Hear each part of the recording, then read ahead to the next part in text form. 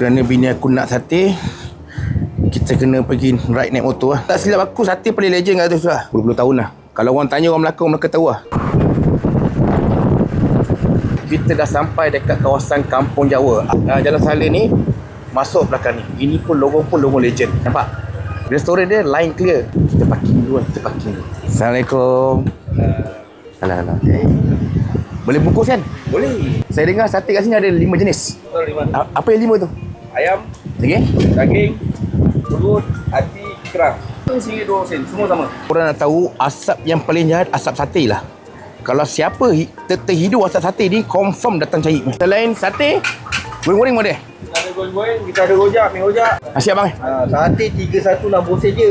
Bila 30? Alamak bang, sisi dekat rumah bang. Ada itu je, okey. Kan duit tak cukup. Tadi aku dah belikan mainan anak aku. Anak aku biasalah.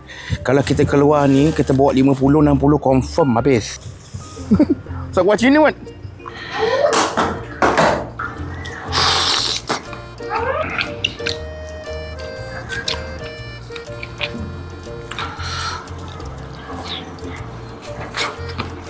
Aku rasa something lah. Yang buatkan sate yang sedap, kuah dia. Perapan sate pun okey, cun.